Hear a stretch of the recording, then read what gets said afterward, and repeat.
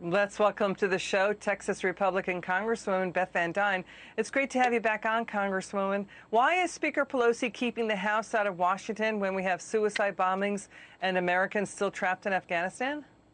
That's a great question. It's a question that I know Leader Kevin McCarthy has asked, and I know a number of the GOP Congress members have been asking. Why are we on recess when you've got Americans stranded, when you are facing 5 days until a deadline, when we're pulling out of a country where we still have Americans stuck, where we still have our troops stuck, where we still have $85 billion of war equipment over there that the Taliban now has its hands on? It's a great question. We're fighting to get back into Congress. I today signed a letter along with a number of my colleagues asking that we have legislation that would prevent American withdrawal until we have every single American that wants to get out of that country. We need to be able to go back to D.C., debate these issues, and treat Congress as if it's actually a lawmaking body, and that's why we need to get back. Congresswoman, the Republicans are accusing Nancy Pelosi of spending yesterday, a day when we lost 13 soldiers, of trying to change the media narrative to focus on vote reform, the vice president talking about climate change, and also the Speaker Pelosi talking about the Democrats' spending agenda, when it's about getting Americans home from Afghanistan. They want to talk about anything that they can other than reality and what's actually going on in the world. They don't want to talk about what's going on our southern border. They don't want to talk about the hundreds of thousands of people coming over illegally, about the drugs that are coming over illegally. They definitely don't want to talk about what a travesty is happening in Afghanistan, especially after their cabinet was warned that this would happen. If you pull out without a plan, you are going to see the takeover, the quick takeover of that country. You're going to see the death of Americans and U.S. troops. It's exactly what we've seen. And they want to talk about the trillions of dollars of spend. They want to talk about, their Voter Rights Act, which is basically nothing more than a takeover of state rights at the federal government level. It's nothing more than taking away individual rights, states' rights, and making everyone dependent on the federal government. Those are the things that they want to talk about, because they definitely don't want to show what a weak administration this has been in front of not just the country, but the rest of the world.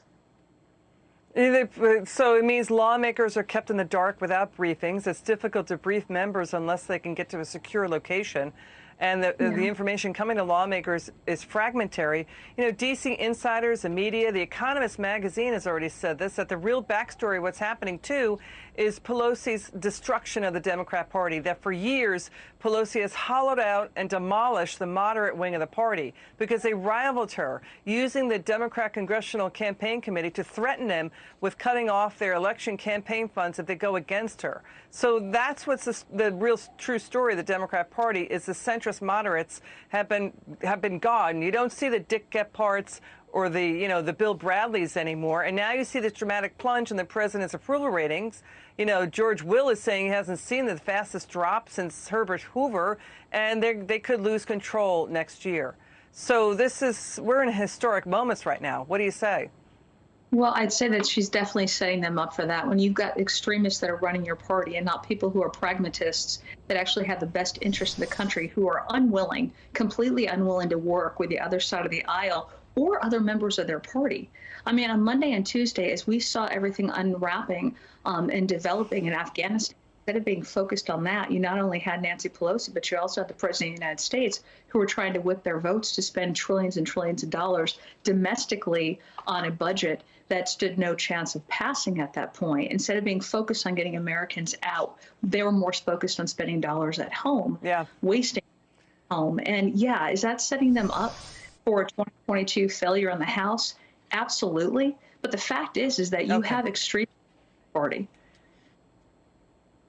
Yeah, certainly. And, the New York Times revealing what it's all about, that this big tax and spend, quote, funding dozens of programs for Democrats and the president to campaign on. That was quite a reveal from the New York Times. All right, it's good to have you on, Congresswoman. Come back soon, okay? It's good to talk to you.